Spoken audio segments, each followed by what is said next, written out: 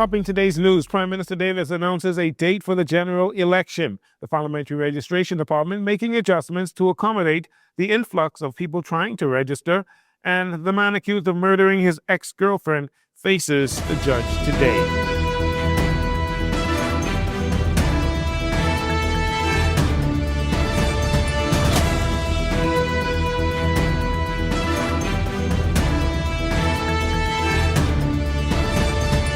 Good evening, Bahamas, and wherever you're watching from around the world. This is your JCN Evening News. I'm Jorino Saunders. The proverbial election bell has been rung, and on Tuesday, May 12th, Bahamians will go to the election polls.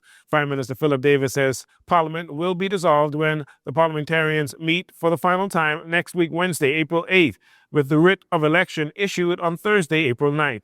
In a statement, he also said, if you are currently a holder of a valid purple voter's card, your registration remains valid and there is no need to register again. The law provides that if you are on the current register of voters, you are entitled to vote. If you are registering for the first time, if you have moved and you need to transfer to your new constituency or get that information verified, then the Prime Minister encourages you to do so without delay. Under the Parliamentary Elections Act, the register of voters for the general election closes at the end of next Wednesday, April 8th. Meantime, the Parliamentary Commissioner has advised that a Parliamentary Registration Department has decided to temporarily suspend voter verification services until after the general election. Verification is only required for individuals who wish to receive a biometric voter's card, but that is not needed for you to cast your vote if you are already eligible. Mr. Thompson says the full focus now is on facilitating new voter registrations and voter transfers so that every eligible individual has the opportunity to be properly entered on the register and assigned to the correct constituency. He also advises that if you have lost your voter's card, you remain eligible to vote. You may present a valid government-issued identification, such as a passport, on Election Day, and you will be allowed to cast your ballot. On Monday this week, Dr. Michael Dowell, Minister for Health and Wellness, and representatives from the Inter-American Development Bank, the IDB, including Anton Edmonds, the General Manager for the Caribbean County Department, they all toured the new facility that will house the National Reference Laboratory on Russell Road in Oaksville. Dr. Dowell is excited for the staff that work in the lab and what the improved facilities means for the country. It's a project that we have been working on for the last few years. I'm so pleased that it's finally done. The contractors are pretty much out. The furniture is en route, and all of the lab equipment that's at another location will be brought here. All the licenses have improved for this accredited lab, and we are finally in a place where our staff can grow and we can begin now to offer more services in the country. The National Reference Lab is very important for our country. We've been boasting of tourism in the excess of 12 million, and that requires a lot of surveillance for airborne as well as waterborne diseases. We talk about COVID-19, we talk about HIV, other infectious diseases. We talk about gene sequencing. All of these things now are able to take place in the country under the leadership of Dr. Martin and her team, who have definitely been trained adequately to provide these services. We're looking for Dr. Martin and her team to be in this facility by the end of May, the latest. All the licenses have been approved, the construction work is complete, and the process of moving from one location to the next is strategic because you don't want to shut the lab down completely. Dr. Indira Martin, Director for the National Reference Laboratory here in the Bahamas, says the new facility will go a long way in improving the lab's capabilities and the working conditions for the staff. While Shirley Gale, the IDB's country representative for the Bahamas, said the bank is pleased with the outcome of its investments. It's a very significant moment for us in the lab in particular because we are located in a building currently that was built in the 1870s, the Royal Victoria, the old Royal Victoria Hotel, where we've been conducting pretty much all of the viral testing in the Bahamas. So this is a great move up for us in terms of the facility, the quality of the environment, the ability to grow. For the country, it's also a big moment because, again, we are the lab that for example, led the COVID testing during the pandemic. If there's another pandemic that involves a virus, it will be us again. This is part of a full program of support that the bank is providing to the Bahamas to strengthen health systems, to strengthen health management. So the bank's support spans health policy as well as health infrastructure. The new lab is situated in the former Mortgage Corporation building that's near the University of the Bahamas. The glass window bridge has for years been vulnerable to powerful Atlantic Ocean swells, oftentimes forcing the closure of that bridge, disrupting travel between North and South Eleuthera. But officials say the new design will significantly reduce those risks during a $400,000 contract signing on Monday for boreholes to be dug. The Minister of Works, Clay Sweeting, says the upgraded structure is being engineered specifically to withstand harsh marine conditions. The new bridge has been designed directly to address these challenges.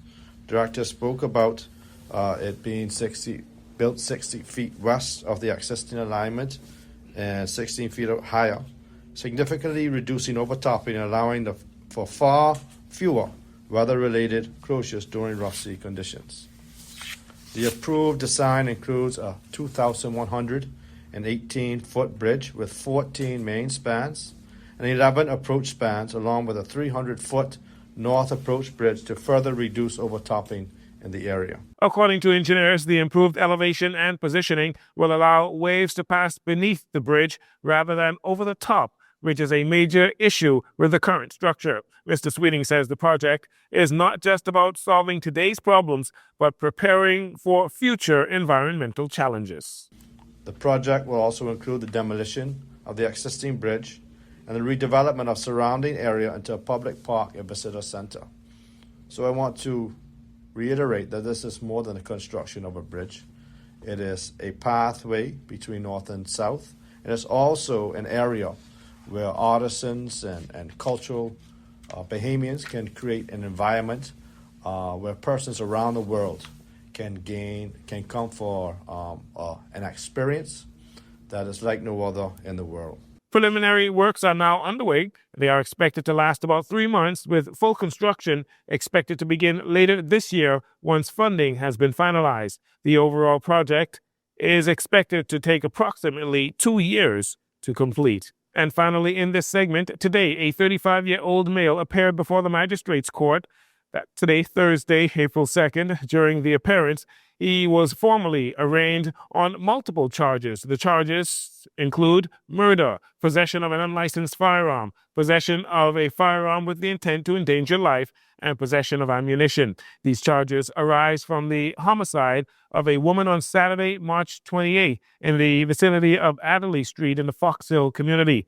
The accused shot his ex-girlfriend in the chest and upper back and in the side after she left him, reportedly because of his abusive behavior.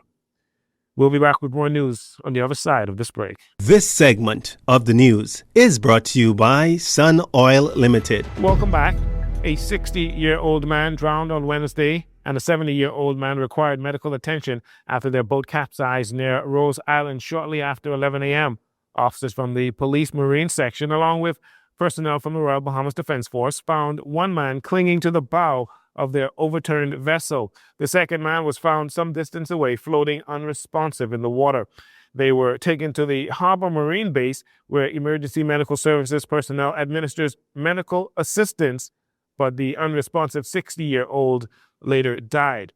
The survivor said they went fishing shortly after 7 a.m., and while in the area of Rose Island, their vessel reportedly began taking on water before capsizing. In 2025, there were 11 drowning incidents recorded by the police, and that was up from 6 incidents in 2024. A 17-year-old female has been hospitalized after she was stabbed on Wednesday. Emergency medical services arrived at the scene and transported her to hospital for treatment. Her condition remains unknown at this time. Preliminary information, though, suggested that the incident occurred during an altercation between the girl and a 22-year-old male identified as her sister's boyfriend. No arrests have been made. The investigation is ongoing. Police need your help in tracking down 33-year-old Devon Gerard Woodside. Police detectives from the Criminal Investigations Department want to question Woodside about a recent attempted murder incident. Woodside's last address is Balfour Avenue. That's in the Angliston community. He is described as having a dark brown complexion, medium build. His height is unknown. If you know of his whereabouts, you are asked to contact the police by emergency 919. You can call CID at 502-9991, or you can remain anonymous and call Crime Stoppers at 328-TIPS, 328-8477. Once again, police reminding the public that harboring or helping a wanted person evade the police is a crime that can land you in prison as well. Police are investigating an armed robbery that occurred at a financial institution on Carmichael Road on Wednesday, shortly after 11:25 a.m. Officers spoke to the branch manager, who directed them to a female teller who reported that a man wearing a white hat carrying a backpack approached her and demanded that she place cash in that bag. The suspect indicated that he had a firearm inside the backpack, placed it on the counter, briefly revealing the weapon to her. Fearing for her safety, the employee complied and placed an undetermined amount of cash in the bag. Responding officers quickly apprehended a 33-year-old male suspect on Allen Drive. He was found in possession of a backpack containing more than $4,000. However, no firearm was recovered. And finally, in 2025, police took 366 illegal firearms off the streets, and this year, they continue to remove them from our communities. On Eleuthera, police arrested a 39-year-old man and a 33-year-old woman following the discovery and seizure of a firearm and ammunition during an early morning operation at a residence in Topham Bay, Eleuthera.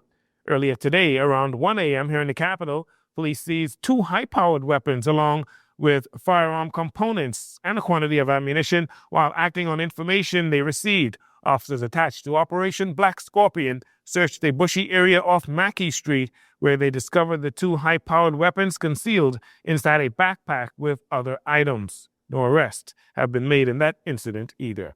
Well, that'll do it for your JCN Evening News. It's been a pleasure to have you join us. I'm Jerino Saunders. This segment of the news has been brought to you by Sun Oil Limited.